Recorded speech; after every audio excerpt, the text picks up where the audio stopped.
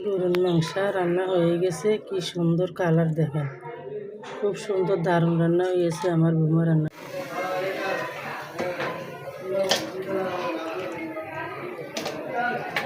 গোস্তগুলা গরুর মাংসগুলো এখন চুলাতে বসাই দিব।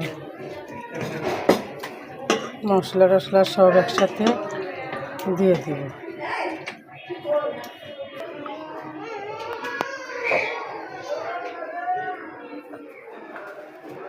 জিরা মশলা দিয়ে দিলাম গরুর মাংসতে।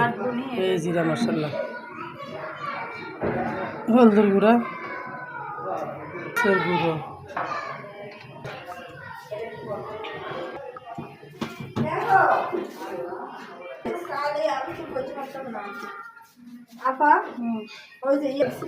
পেঁয়াজ দিয়ে দিলাম।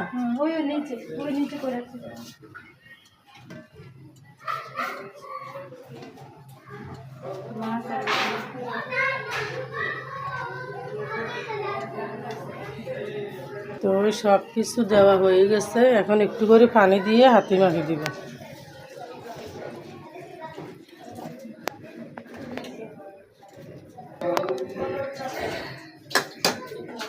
হাতে মাখিয়ে দিব। এখন সব দিয়ে একসাথে মিলিয়ে এখন হাতে মাখিয়ে দিচ্ছি। মা গরম হয়ে গেছে পাতিল, হাতে মাখানো হয়ে গেছে।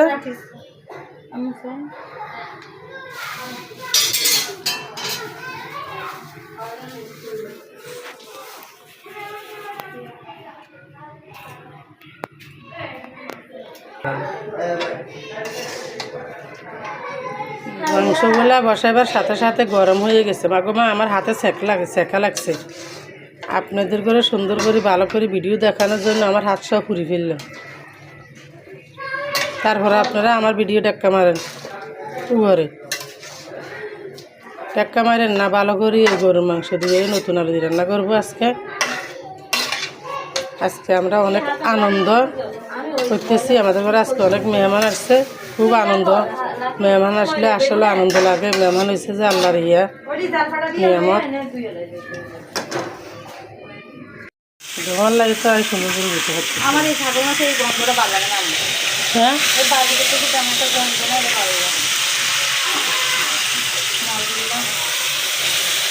গরুর মাংসের সাথে আলুগুলো দিয়ে দিলাম। আলুগুলো দিয়ে সুন্দর করে লেগে ছেড়ে দিয়ে